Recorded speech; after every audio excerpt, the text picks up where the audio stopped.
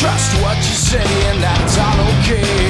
But everything starts to feel like a con, and I'm the pawn. Am I right or wrong?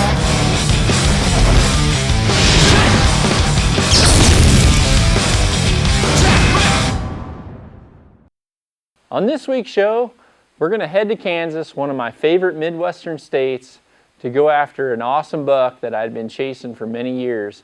Sometimes getting the buck that you want on a place isn't all about the size of the rack. Sometimes it's about managing your herd. And on this show, I go after a management buck on the place down in Kansas. And then after that, I go after a truly amazing buck that I really wanted to get here on my home place in Iowa, a buck that I called 8 Ball.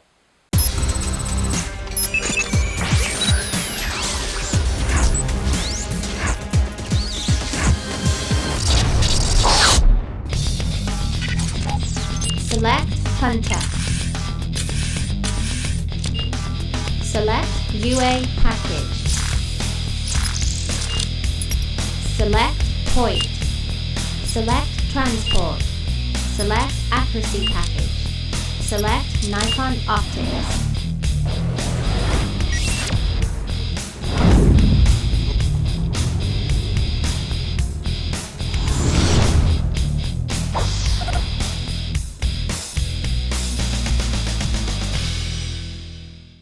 It's just an awesome morning for deer movement. We haven't seen a single deer. So we're going to try putting these Old Faithful horns together right here. I've called many a deer in with these things, but none this morning. They didn't work this morning.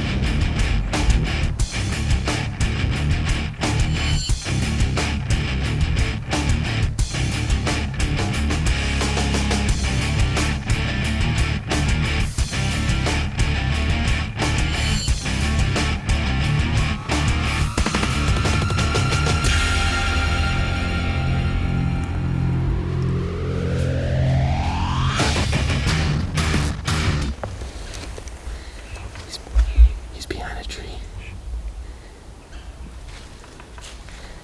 Stay tight on him.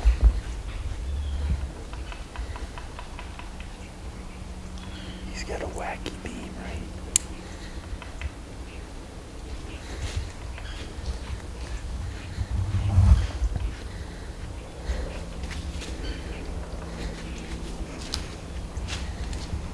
Should I take that thing? It's up to you. It's up to you.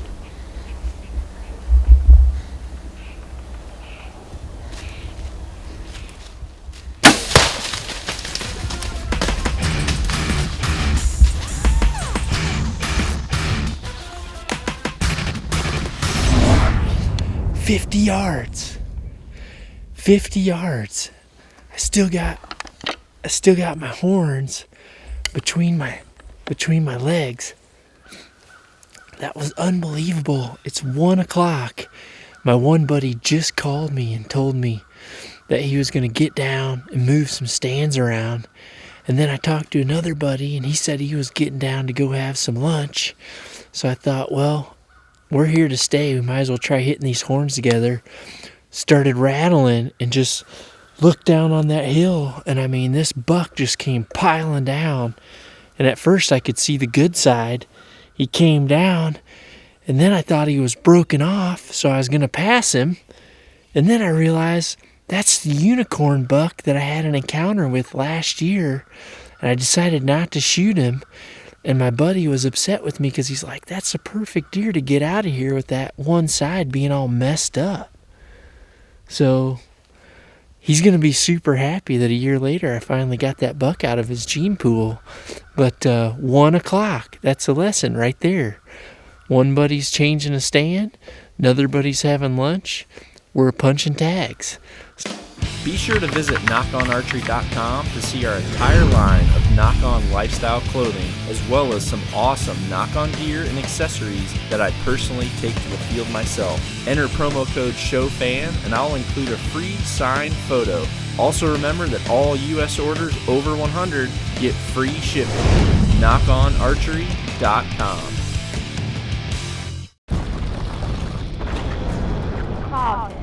Dead center. On this week's Dead Center segment, what I want to talk with you about is how to easily fletch your own arrows. And this is something I think all you guys should learn how to do. It's going to save you money and it's going to help you in understanding your equipment better and make them the same all the time, which is going to help your accuracy. But what we want to do our own arrows, first, I really recommend some type of a vinyl arrow wrap. I really prefer those. We actually have an agreement with custommadewraps.com and you can get a knock-on style wrap if you want. Otherwise, any vinyl wrap will do. You peel these off just like this. You peel off your vinyl wrap and you lay it upside down on a mouse pad. Okay? And once you do that, then what you want to do is you want to get your blank arrow shaft, and all you have to do is lay it on the mouse pad, slide it towards you until you make contact on the full edge of that wrap. Then you press down and you just roll that wrap, and as you can see, that easy, you've got your arrow totally ready to go. From there, go ahead and take your fletching jig. Everybody's got their preference on fletching jigs. This is a Bitzenberger. I've used it a long time and I just continue to use it just because I have for so long. So what you do then, you put your arrow in there and you make sure that your clamp and your vanes align with the open slot between any type of design you have on your cresting. Then you get your fletching and you're going to place it in the jig on your desired mark, you know, where you need it to go. For the most part, you know, for the longest time, about 1 1/8 from the end of the shaft up is about where you want to go. So we put it on the mark. You also want to make sure that your vane is even in this clamp. You don't want it to be off this way or this way. You got to set it in there totally flush all the way from top to bottom. Then what you want to do is use a glue. Personally, nowadays with the vanes that are out there, you can use an instant style glue. It's much faster. I normally do this while I'm watching TV and I can be done in no time. But read the package on your vanes. Some manufacturers recommend different types of super glue. So this particular glue, I'm going to go ahead and put a small bead along this vane evenly from the top to the bottom. Less is more when it comes to super glue. You want enough on there, but you don't want it gooping out. Then just take the edge of your finger and slide it along the edge of the vane just like that, so that you have an even, you know, smooth amount of glue on the base of the vane. Then I prefer an accelerator just so that it adheses instantly. This is made by Bob Smith. A lot of people ask me exactly what I use, so that's why I'm throwing a bunch of names out right now. I actually get this from Lancaster Archery. A quick little mist on the shaft. Take your vane, you're going to slide it down and just press on it and move your clamp so that you see that even line of glue coming out the base of the vane. You'll see that I did not use too much because it's not gooping out. It's a perfect little line. And from there, what you do is you just continue to turn it and do that same exact thing. You saw how quick I did one. You know, I can do an arrow in about a minute. Then what I do to finish things up is I take original Fletch-Tite. This is Fletch-Tite Platinum. But I do what I call tipping and tailing. And this is something that I did way back with feathers. And it really helps your durability, your travelability with your vanes and your feathers both. But then what you do is you take this slow cure glue and you just tip just a little dab on the back of the vanes or your feathers, and then the same thing on the front. I call it tipping and tailing. And that really helps with a lot of different things. One, if you ever pass through something, it really prevents the front edge of that peeling off. It also, believe it or not, helps quiet it down a little bit going through the air. So once you've done that, you've got a perfect arrow. This thing's completely ready to go. Sharon's gonna be happy that I got her arrow done. And other than that, you should have no problem doing it yourself from home. Good luck. If you're looking to learn more about archery, be sure to tune in to Knock On Podcast. Knock On Podcast is a weekly talk show where I get in-depth with shooting techniques, equipment setup, and also give you a no BS review on some of the latest industry gear. Knock On Podcasts are great for listening on a road trip or that dreaded ride into work. Expand your archery knowledge with the highest level of world-class information on the airwaves. Knock On Podcast.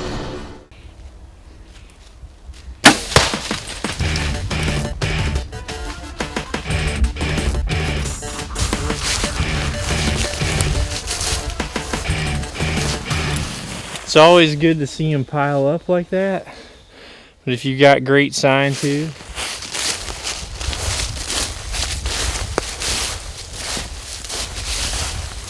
Sweet. This is a buck that we called the unicorn buck.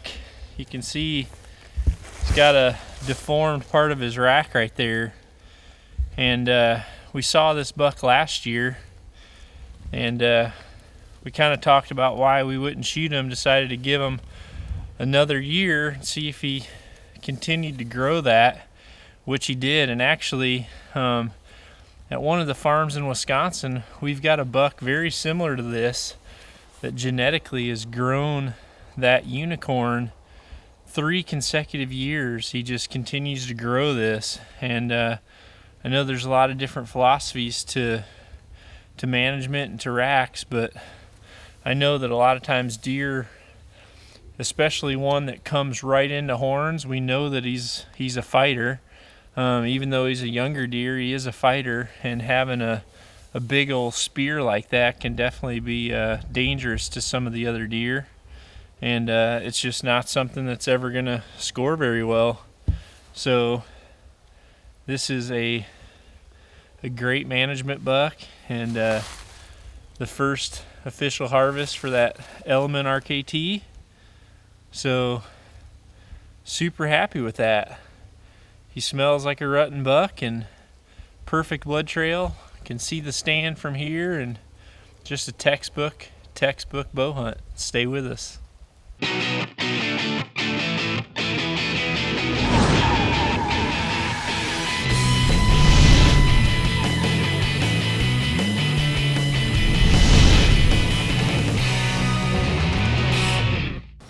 Now let's join Knock On crew member Justin Jensen on his self-filmed hunt in the awesome state of Kansas.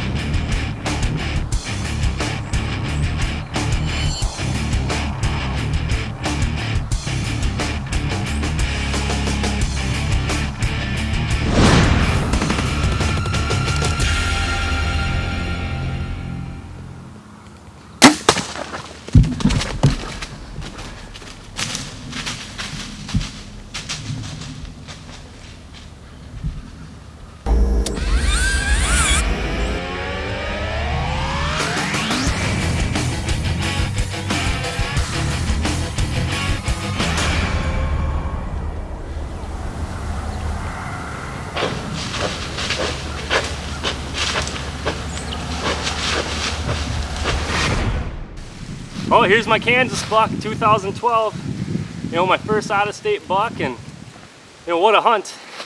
It's been really warm. It's been getting into the 70s. We haven't been seeing a whole lot of movement, does and fawns early and late at night. We came in here and checked the cameras, and we got this buck and a couple others hitting this spot pretty frequently, so we decided we'd try and slip in here in the morning and hopefully have some success. You know, about 8 o'clock I seen him cruising across, and he hit the trail, and I mean, he came right in, offered me a perfect shot, took it with the new Hoyt Spider, you know, first deer with this Hoyt Spider, and it did the trick. I couldn't be happier.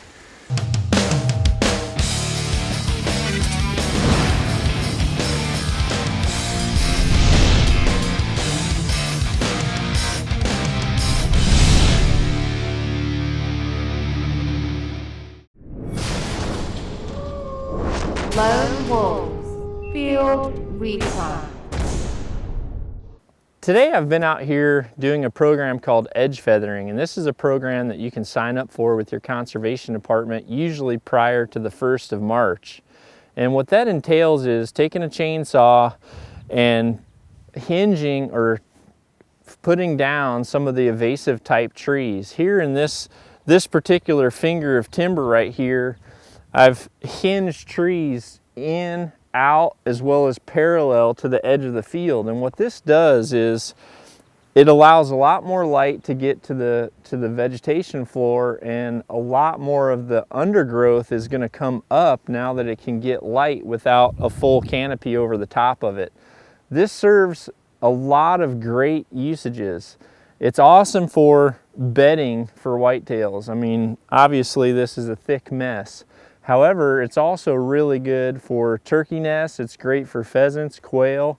All types of upland birds are going to flourish by having a better edge around the perimeters of your field. Lastly, what really is going to be great about this particular area is this finger right here was a natural crossing for the deer coming up and over the top of this field, and there was no trees in here that I could get a stand in. I do have a stand 50 yards that way, and I have a stand 50 yards on the other side, but as long as these deer could cross in the center of this finger, I could never get a great shot at them. So by creating a thick mess here, these deer are naturally gonna funnel around the outside of this little finger right here. So it's a great bedding source to hold deer and hold nests. But now, once the rut comes, the deer are not going to be able to just cruise through here freely. They're going to have to pick a side, and I'm going to be in a stand that has the wind favoring me on one side or the other. So check into this program. It's called edge feathering. Later that day, while finishing up this edge feathering, I actually ran into what was left of a tremendous buck that I had shot the season prior and had never recovered. So join me on this recovery. This is a pretty awesome story.